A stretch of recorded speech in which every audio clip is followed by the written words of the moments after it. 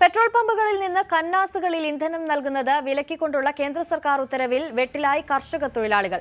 കാർഷിക യന്ത്രങ്ങളും മറ്റും ഉപയോഗിക്കുന്നവരും കാട് വെട്ടുന്നവരും ഉൾപ്പെടെയുള്ള തൊഴിലാളികളാണ് ഇന്ധനം ലഭിക്കാതെ ദുരിതത്തിലായിരിക്കുന്നത്. കേന്ദ്ര സർക്കാരിന്റെ പുതിയ ഉത്തരവ് പ്രകാരം പമ്പുകളിൽ നിന്ന് വാഹനങ്ങളുടെ ഇന്ധന ടാങ്കുകളിലേക്കോ അല്ലെങ്കിൽ petroleum and explosive safety organisation അംഗീകരിച്ചിട്ടുള്ള കാനുകളിലേക്കോ മാത്രമേ ഇന്ധനം നൽകാവൂ എന്ന് കർശന നിയന്ത്രണമുണ്ട്. ഒരു ഉപഭോക്താവിനോ വാഹനത്തിനോ പ്രതിദിനം പരമാവധി 200 ലിറ്റർ ഡീസൽ മാത്രമേ നൽകാവൂ. ഇങ്ങനെ വാങ്ങുന്ന ഡീസൽ മറിച്ചു വിൽക്കാൻ പാടില്ലെന്നും ഉത്തരവിൽ വ്യക്തമാക്കുന്നു. എന്നാൽ കാർഷിക മേഖലയിൽ അടക്കം പെട്രോളിലും ഡീസലിലും പ്രവർത്തിക്കുന്ന നിരവധി ഉപകരണങ്ങളാണ് കർഷകരടക്കം തൊഴിലാളികൾ ഉപയോഗിക്കുന്നത്. കന്നാസുകളിൽ പെട്രോളും ഡീസലും ലഭിക്കാതായതോടെ എന്ത് ചെയ്യണമെന്നറിയാതെ ആശങ്കയിലാണ് കർഷക തൊഴിലാളികൾ.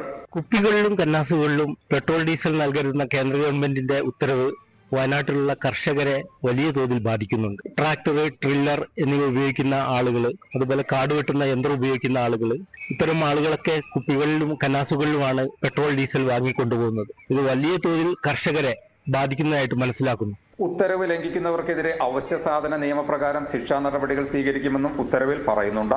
ഇതോടെ പമ്പുടമകൾ വാഹനങ്ങളിലല്ലാതെ ഇന്ധനങ്ങൾ കൊടുക്കാൻ പാടില്ലെന്ന് ജീവനക്കാർക്ക് കർശന നിർദ്ദേശം നൽകിയിരിക്കുകയാണ്.